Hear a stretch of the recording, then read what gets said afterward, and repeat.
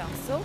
Now I'm getting breakfast in the nice place I went to with Maddie because the matcha there was amazing and also the pastries. So let's hope it's good this time as well.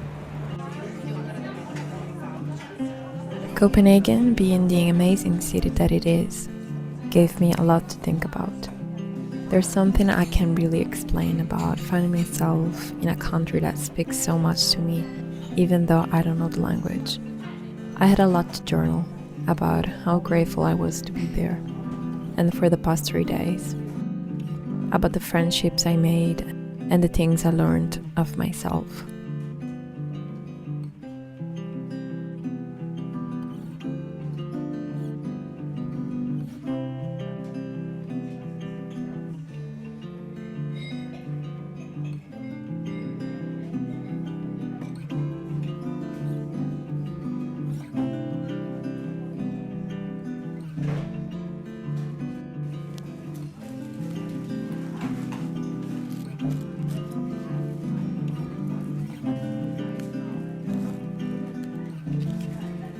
I only had 4 hours left before my flight.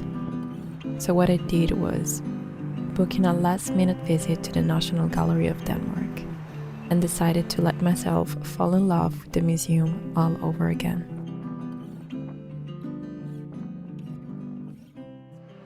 Organized in multiple floors, the museum was originated from the private collection of the king, divided by 4 main and permanent collections and 2 temporary ones. The first one I visited contained the European art from the Middle Ages to the Enlightenment, mainly from Dutch, Flemish, Italian, French, Spanish and German artists.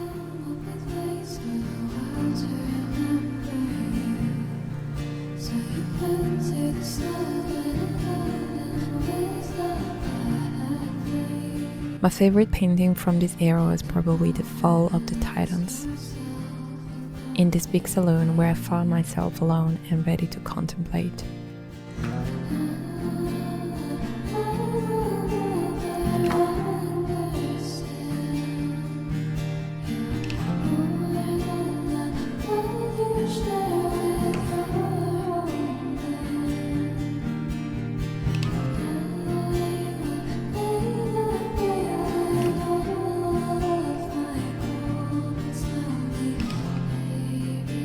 Architecturally speaking, is one of those cases of renovation that speaks to my heart. The oxymoron between all parts and the additional levels created these beautiful bridges above the sculpture street that gives the building a sense of lightness that it's not easy to replicate.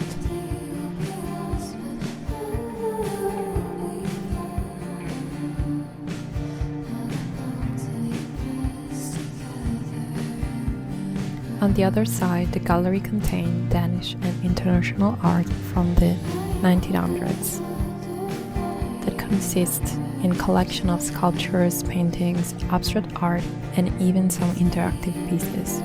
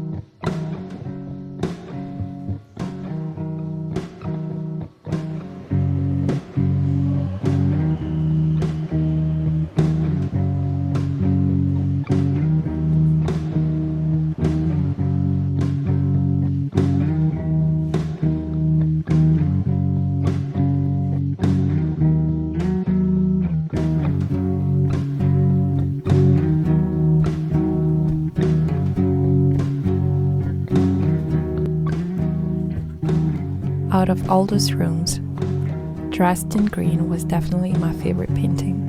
For some reason, it gave me a lot of calmness and reassurance between all the chaos that the previous sculptures exuded.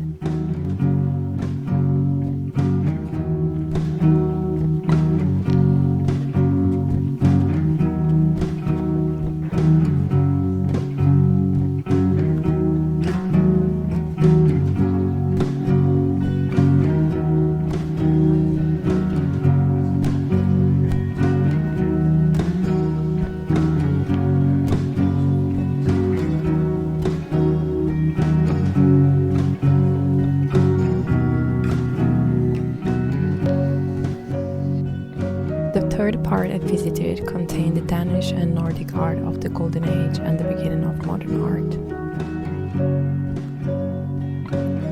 The thing I love the most about art that it has a lot of shapes and forms, and I remember seeing the same concept at this painting in Berlin.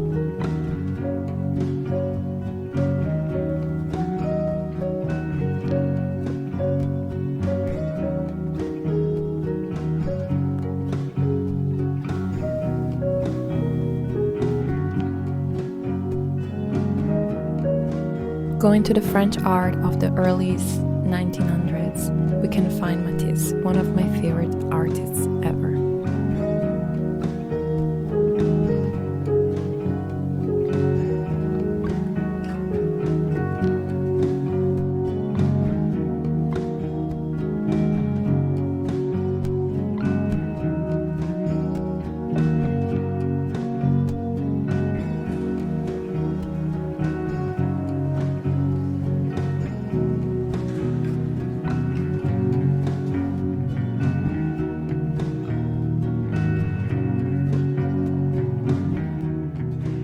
The first temporary collection was completely unexpected. But still I fell in love with almost every painting. The colors, the strokes, the aura all over the frames stuck to me.